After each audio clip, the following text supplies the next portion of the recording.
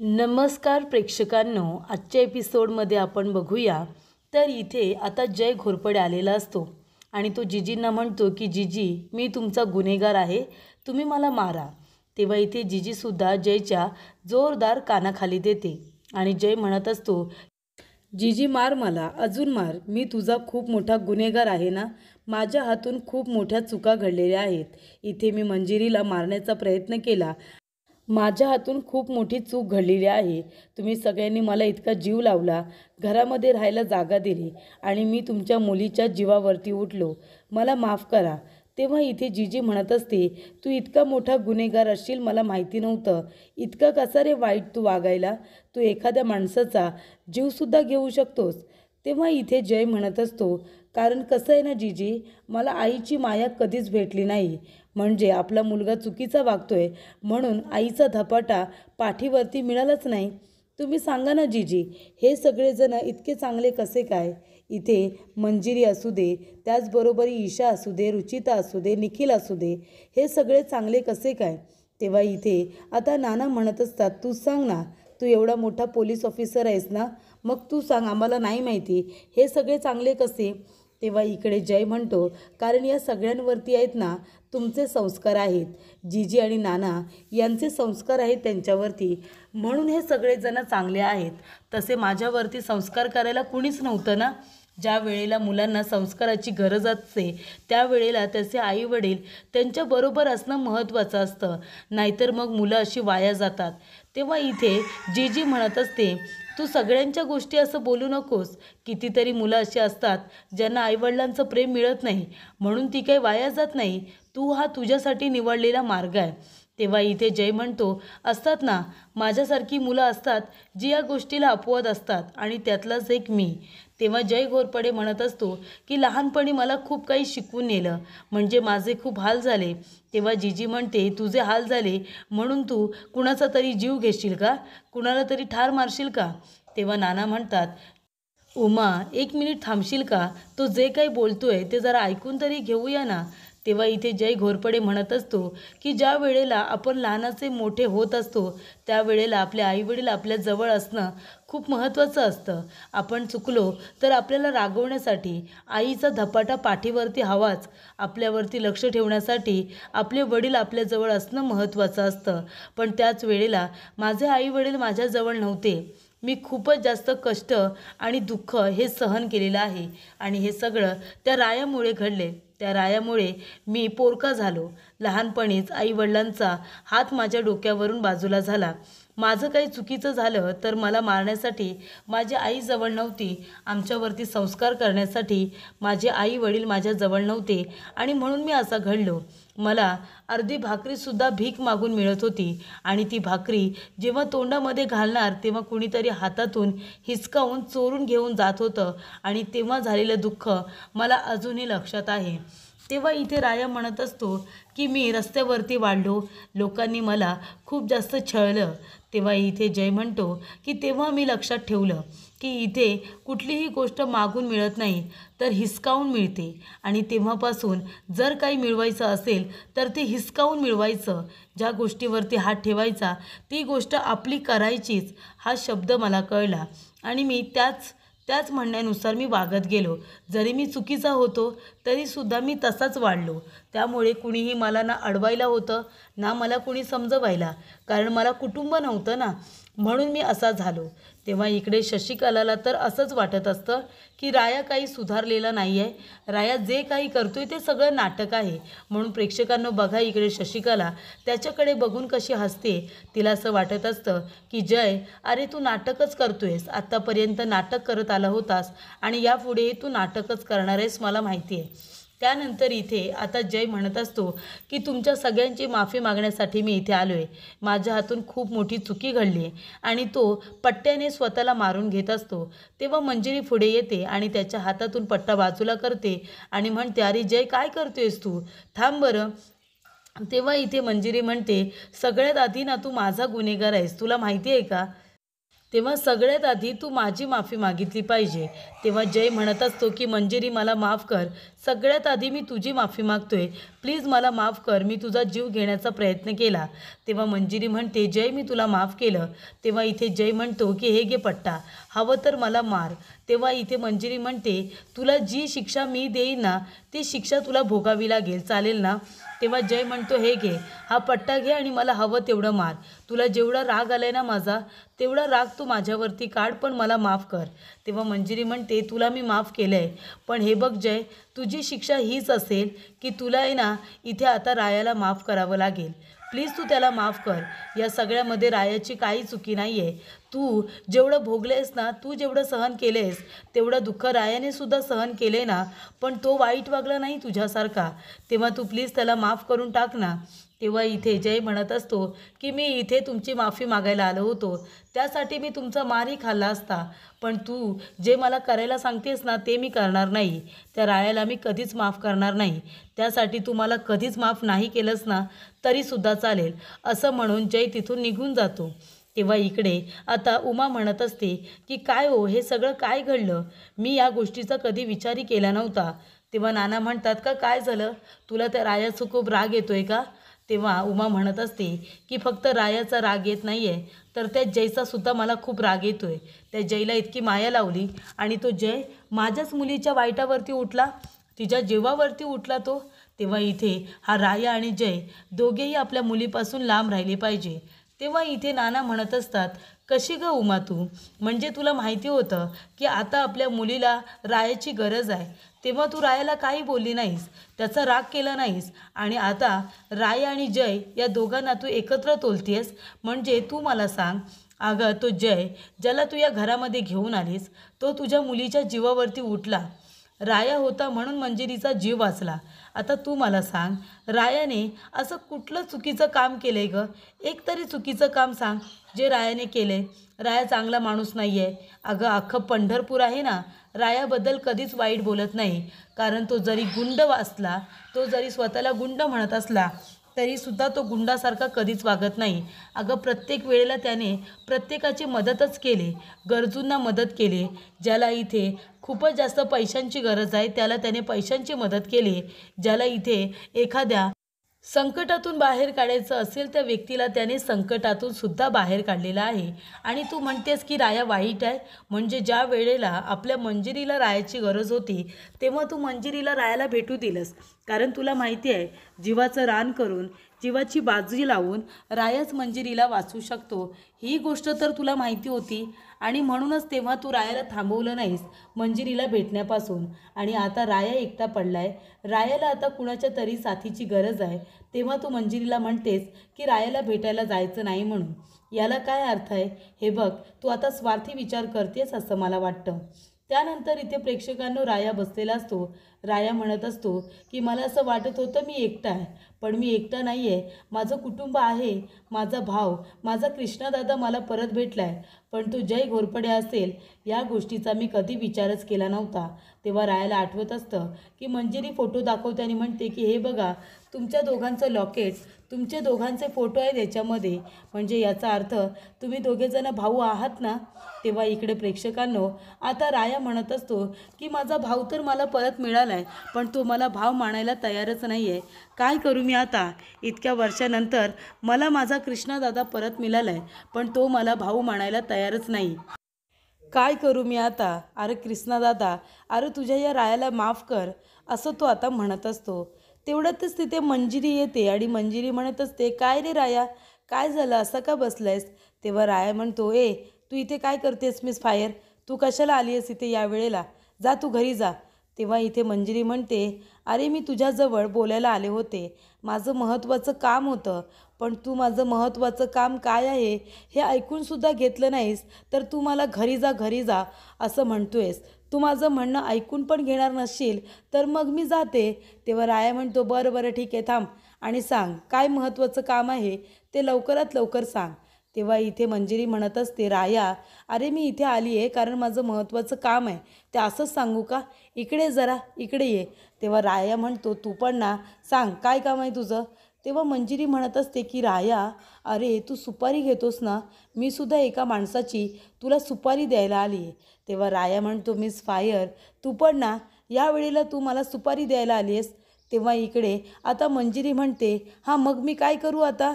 एक माणूस आहे रे, तो विनाकारण मला त्रास देत असतो, मला खूप छळत असतो तो, त्याच्यामुळे त्याने मला छेडलं म्हणून मी त्या माणसाची तुला आता सुपारी द्यायला आली. त्याने मला इथे जगणं मुश्किल करून टाकले. तेव्हा इथे राया म्हणत असतो, काय म्हणालीस तू? कोण आहे तो माणूस सांग मला. त्या दरिंद्याला आता मी सोडणार नाही आहे. सांग मला आताच्या आता तो कोण आहे ते. आता जाऊन त्याचे 2 तुकडे करून येतो. तेव्हा मंजिरी म्हणते, नक्की ना? बघा तो तुला तोडीस तोड आहे, त्याच्यामुळे त्याची सुपारी घेतलीस तर तुला पूर्ण करावीच लागेल. आणि मी तर बाबा ऐकलं आहे, जर रायाने एकदा सुपारी घेतली की घेतली, तो त्या माणसाला अजिबात सोडत नाही.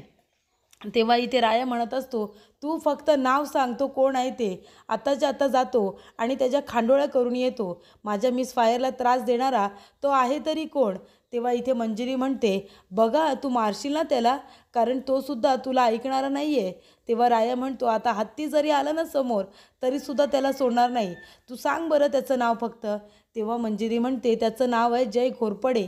तेव्हा इथे राया आता तिच्याकडे बघत बसतो आणि म्हणत असतो, काय तू कृष्णदादाचं नाव घेतलंस?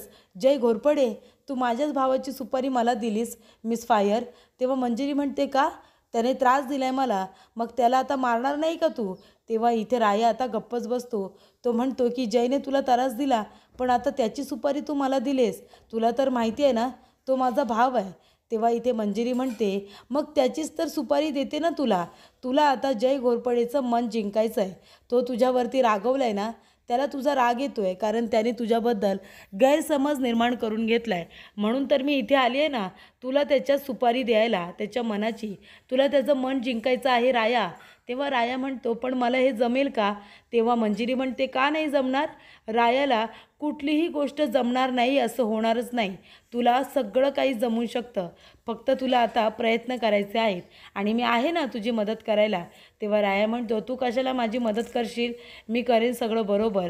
तेव्हा मंजिरी म्हणते, हो का? सगळं बरोबर करणार आहेस तू? तेव्हा तिचं लक्ष आता आकाशाकडे जातं. तेव्हा इकडे आकाशामधून एक तुटता तारा निघून जातो. तेव्हा मंजिरी म्हणते, राया अरे लवकर इकडे ये, इकडे. हे बघ आकाशामध्ये बघ तुटता तारा. तेव्हा तू काहीतरी विश माग. हे बघ कसं असतं ना, आपण आपल्यासाठी विश मागितली ना पूर्ण नाही होत, दुसऱ्यांसाठी विश मागायची. आता राया सांग, काय मागू मी तुझ्यासाठी? तुला जे हवं ना ते सगळं मिळेल. सांग ना काय मागू? तेव्हा इथे राया मंजिरीकडे बघतच बसतो. तेव्हा मंजिरी म्हणते, राया तू सुद्धा माझ्यासाठी काहीतरी माग. तू जे काही मागशील ना ते आज तुला मिळेल. माग ना राया. तेव्हा इथे राया मंजिरीकडे बघत बसतो आणि तो म्हणतो, मिस फायर. तेव्हा इथे मंजिरी आता म्हणत असते, राया अरे काय झालं? माग ना लवकर काहीतरी. तेव्हा इथे राया आता तिला हळूच विचारतो, मिस फायर माझा भाऊ मला परत मिळेल का गं? तेव्हा इथे मंजिरी त्याच्याकडे बघते आणि म्हणते की नक्की नक्की तू मनापासून जे काही मागितलेस ना ते तुला सगळं इथे मिळेल. ती म्हणते की मी दरवेळेला काही ना काहीतरी विश मागते, पण माझ्यासाठी पूर्ण होत नाही. आज तुझ्यासाठी मागून बघते. तुला जे हवं आहे ना राया ते तुला मिळेल. तेव्हा तो म्हणतो, माझा भाऊ मला मिळेल ना? ती म्हणते, नक्की मिळेल. मनापासून मागितले ना तुझा भाऊ तुला नक्की मिळेल. तेव्हा इथे मंजिरी हळूच आता म्हणते की बरं झालं, नशीब. तेव्हा इथे राया म्हणतो की काय झालं? तेव्हा इथे प्रेक्षकांनो बघा, मंजिरीला असं वाटत असतं की राया काही तिला मागतोय की काय, म्हणजे तिचासुद्धा इथे गैरसमज झालेलाच असतो. कदाचित तिलासुद्धा मनामधून असंच वाटत असेल की राया कदाचित तिलाही मागू शकतो, पण असं होत नाही. राया म्हणतो की मिस फायर माझा भाऊ मला मिळेल ना? तेव्हा ती म्हणते की नशीब, कारण तिला असं वाटतं की जर रायाने मला मागितलं असतं तर मी काय सांगितलं असतं. तर कुठे ना कुठेतरी आता मंजिरीच्या मनामध्ये सुद्धा रायाने जागा निर्माण केलेली असते. आणि त्यानंतर इथे मंजिरी म्हणत असते की ठीक आहे राया, उद्यापासून आपलं मिशन असेल की जय घोरपडे. आता तुला त्याचं मन जिंकायचं आहे आणि मी तुझी मदत करणार आहे राया, कारण या गोष्टींमध्ये आहे ना तू ढ आहेस ढ. मी हुशार आहे, त्याच्यामुळे माझ्या मार्गदर्शनाची तुला गरज पडणारच आहे. मी जे सांगेन ना राया तसं तुला करायचं आहे, कळलं का? तेव्हा इथे राया म्हणतो, ठीक आहे, तू जसं म्हणशील ना आपण तसंच करूया. तेव्हा मंजिरी म्हणते, ठीक आहे, उद्यापासून आपलं मिशन सुरू होणार आहे. मिशन जय. जय घोरपडेचं मन जिंकण्यासाठी आता तुलाच प्रयत्न करायचे आहेत आणि मी तुझी मदत करायला तयार आहे राया, पण मी फुकट तुझी मदत करणार नाही. फी लागेल फी. तेव्हा इथे राया हसतो आणि म्हणतो, बरं बाबा ठीक आहे, देईन मी तुझी फी. तेव्हा इथे आता मंजिरीने रायाला मदत करण्याचा निर्णय घेतलेला असतो. त्याला आता इथे आपल्या मैत्रिणीची गरज असते आणि इथे राया आपल्या मित्राची मदत करण्यासाठी अगदी सज्ज झालेली असते.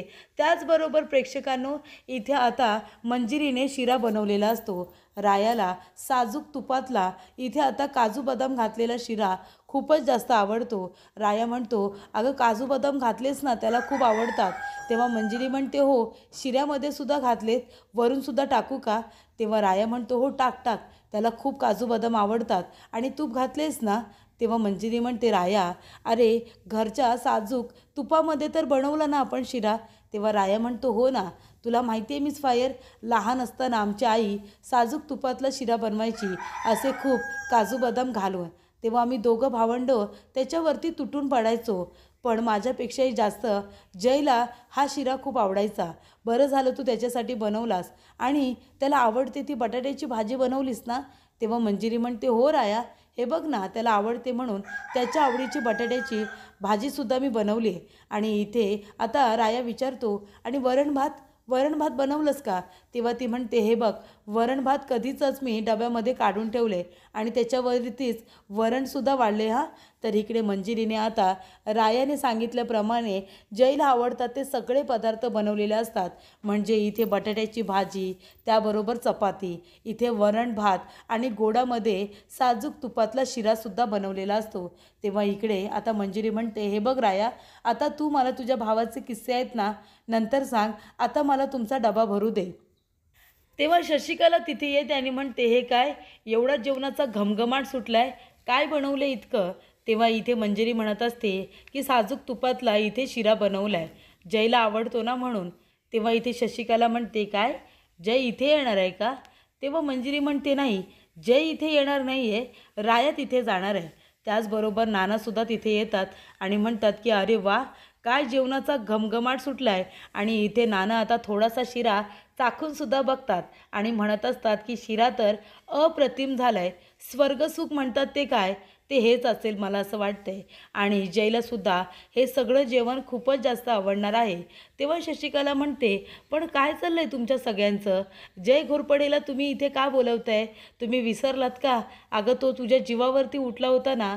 तेव्हा इथे मंजिरी म्हणते की काकी, अगं जय हा रायाचा भाऊ आहे आणि त्या दोघांमधले गैरसमज दूर व्हावेत, इथे जयने रायाला माफ करावं यासाठी छोटासा प्रयत्न सुरू आहे. म्हणजे जर एखाद्या माणसाच्या मनाचा रस्ता आपल्याला शोधायचा असेल तर तो पोटामधून जातो, बरोबर की नाही? आणि तेव्हाच त्याचा हृदयाचा रस्तासुद्धा आपल्याला सापडतो. इथे आता जयच्या पोटाचा रस्ता त्याच्या हृदयापर्यंत जात असेल तर मग राया त्याला डबा घेऊन जाईल आणि रायाने त्याला नेलेलं जेवण तो जेव्हा जेवेल ना तेव्हा तो सगळा राग विसरून जाईल आणि रायाला माफ करेल आणि त्याला मिठीसुद्धा मारेल, असं इथे आता प्लॅन करण्यात आलेला असतो. आणि त्यानुसार इथे मंजिरी आणि राया दोघेजणं पोलीस स्टेशनला सुद्धा आलेले असतात. तेव्हा इथे जय टेन्शनमध्ये बसलेला असतो डोक्याला हात लावून.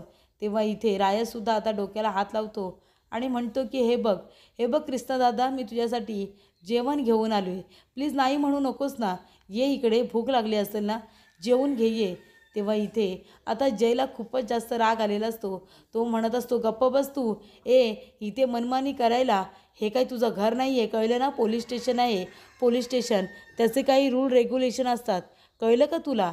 तोंड वरती करून इथे लगेच आलास ते माझ्यासाठी डबा घेऊन, काही गरज नाही आहे तुला नातीगोती जोडायची, कळलं का? तेव्हा मंजिरी म्हणते, जय अरे राया निदान काय बोलतोय ते ऐकून तरी घे ना. त्याला मान्य आहे त्यावेळेला त्याच्याकडून नकळतपणे झालेली चूक होती ती, पण त्यासाठी तू त्याला गुन्हेगार ठरवलंस.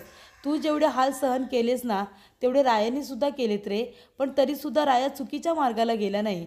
आणि तू एवढा करप्ट कसा काय झालास, एवढा चुकीचा तू कसा काय निघालास, असं इकडे आता मंजिरी म्हणत असते. हे बघ, तू काही सहन केलेस ना तेवढं रायाने सुद्धा सहन केले रे, तो सुद्धा कुटुंबाशिवाय एकटा लहानाचा मोठा झालाय ना, त्याने तुझ्यासाठी एवढं प्रेमाने जेवण आणले, थोडं जेवून घे ना.